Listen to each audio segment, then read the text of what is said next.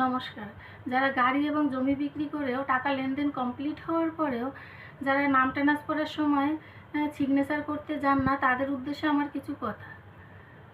এই কথাগুলো আমার যাতে সবাই জানতে পারে, এজন্য আপনারা প্লিজ আমার একটু শেয়ার করে দেবেন। আর এই সমস্যাটা শুধু আমার একার নয়, অনেকেরই সমস্যা আছে।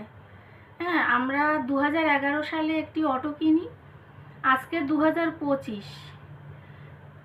এত বছর ধরে নাম ট্রান্সফার হয়নি বারাসাতে। এখন কিছুদিন হয় নাম ট্রান্সফার শুরু হয়েছে। এখন আমরা যাদের কাছ থেকে গাড়িটি কিনেছি তখন নাম ট্রান্সফার হচ্ছিল না, তাই জন্য তাদের খুব মিষ্টি কথা ছিল যে আপনাদের কোনো সময় যখন দরকার হবে আমরা যাব, কোনো অসুবিধা নেই।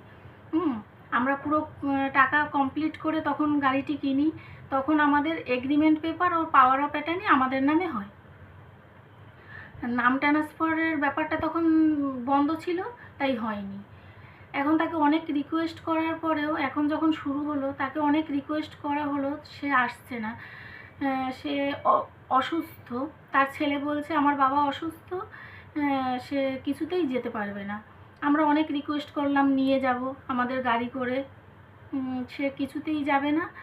হ্যাঁ, যারা এভাবে করছেন, এটা তো আমার একার সমস্যা নয়, অনেক অনেক অনেক তারও তার 7-8খানা গাড়ি, তা সব গাড়িগুলোর এরকম অবস্থা।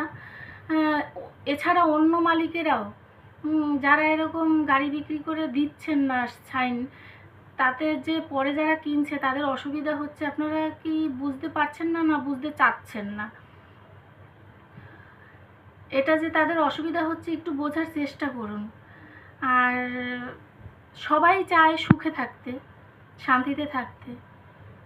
এই যে গাড়ি কেনার পরে এতগুলো টাকা দিয়ে 15 বছর পর আবার রিপ্লেসের সময় আবার 3.5 লাখ টাকা তাদের খরচা হবে।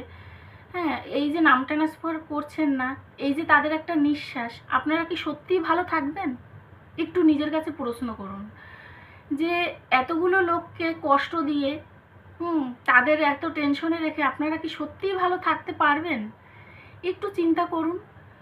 আমরা সবাই খুব বেশি দিন তো কেউ বাঁচবো না, একটু ভেবে দেখুন। আর আমার বারাসাতের আরটিওকে কিছু কথা। বারাসাতের যিনি আরটিও আছেন, নমস্কার স্যার, আপনি সাধারণ মানুষের সাথে একটু কথা বলুন। আমরা যারা সাধারণ মানুষ, সাধারণ নাগরিক রয়েছি, তাদের অনেক সুখ দুঃখের কথা এই গাড়ির ব্যাপারটা, হ্যাঁ, তা আপনার কাছে আমরা পৌঁছাতে পারছি না। সব দালাল মারফত আপনার কাছে যেতে হয়। দালাল ছাড়া আপনার সাথে কেউ কথা বলতে পারে না।